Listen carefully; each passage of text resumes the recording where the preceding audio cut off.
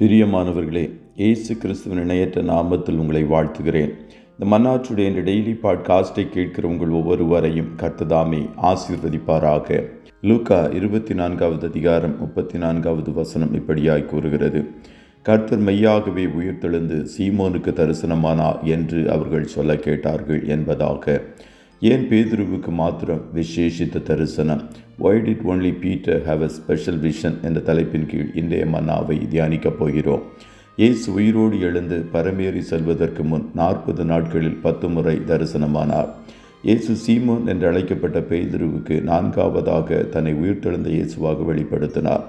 இதை அப்போஸ்தலனாகிய பவுலும் 1 கொரிந்தியர் 15:3-5 கிறிஸ்துவானவர் வேத வாக்கியங்களின்படி நமது பாவங்களுக்காக மரித்து அடக்கம் பண்ணப்பட்டு வேத வாக்கியங்களின்படி 3ஆம் நாளில் உயிர்த்தெழுந்து கேபாவுக்கும் பின்பு 12 தரிசனமானார் என்று குறிப்பிட்டிருக்கிறார். பேதுரு தன்னை ஒரு சீஷன் என்று அழைக்கும் தகுதியை இழந்து போன ஒரு சூழ்நிலையில் இருந்தார். ஆகையால் வெகு சீக்கிரத்தில் தான் விட்டு வந்த மீன்பிடிக்கும் வேலைக்கு சென்று விட்டான். அவன் செய்த பாவம் அவனை வாட்டி வதைத்ததால் பேதுரு தான் இனி நீதிமானாக மாற முடியாது, தான் இனி கிறிஸ்துவுக்கு சீஷனாய் இருக்க முடியாது என்ற நிலைக்கு வந்து விட்டான்.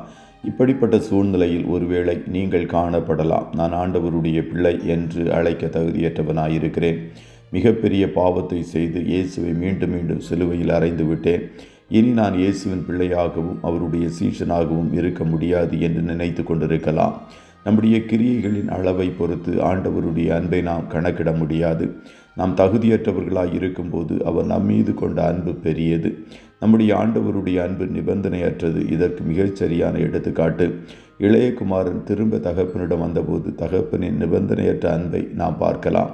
ஆகையால் நீங்கள் ஒருவேளை சொல்லலாம், நான் பாவம் செய்துவிட்டேன் என்றும் அந்த சூழ்நிலையிலிருந்து விடுபட முடியவில்லை என்றும் சொல்வீர்கள் என்றால் ஆண்டவரோடு ஒப்புரவாகி விடுங்கள். அப்பொழுது ஆண்டவர் தன்னுடைய மாறாத அன்பை உங்களுக்கு வெளிக்காட்டி அவருடைய வார்த்தையின் மூலம் அவர் உங்களுக்கு வெளிப்படுத்துவார். இயேசு சீமோன் பேதுருவை நோக்கி, யோனாவின் குமாரனாகிய சீமோனே, இவர்களிலும் அதிகமாய் நீ என்னிடத்தில் அன்பாய் இருக்கிறாயா என்றார். அதற்கு அவன், ஆம் ஆண்டவரே, உம்மை நேசிக்கிறேன் என்பதை நீர் அறிவீர் என்றார். அவர், என் ஆட்டுக்குட்டிகளை மேய்ப்பாயாக என்றார்.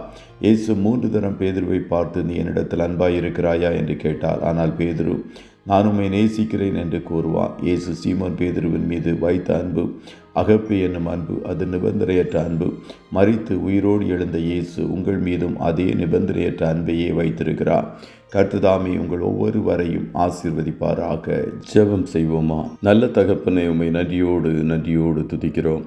இந்த மன்னாச்சுடைய இந்த டெய்லி பாட்காஸ்டை கேட்கிற உடைய பிள்ளைகள் ஒவ்வொருவரையும் கர்த்தர் ஆசீர்வதிப்பீராக. தகப்பனே, உம்மை மறுதலித்து சபித்த பேதுருவுக்கு கூட உம்மை தனிப்பட்ட விதத்தில் உயிர்த்தெழுந்த பின்பு தரிசனத்தில் வெளிப்படுத்தினீரே, அதற்காய் ஸ்தோத்திரம். நாங்களும் அநேக முறை உம்மை மறுதலித்து உம்மை மறுபடியும் சிலுவையில் அடித்து உம்மை வெட்கப்படுத்தி உம்மை விட்டு தூரம் போன நேரங்கள் அநேகம் உண்டு. உம்முடைய அநாதி சிநேகம் எங்களை மீண்டும் மீண்டும் உம்மண்டை இழுத்து கொள்ளுகிறதே, அதற்காய் கோடி ஸ்தோத்திரம். உம்முடைய பிள்ளைகளாகிய நாங்கள் உம்மை விட்டு இனி தூரம் போய் விடாதபடி உம்மோடு சஞ்சரிக்கிறவர்களாய் காணப்பட உதவி செய்யும். இன்றைய தினம் உம்முடைய பிள்ளைகள் கையிடுகிற வேலைகளை ஆசீர்வதியும்.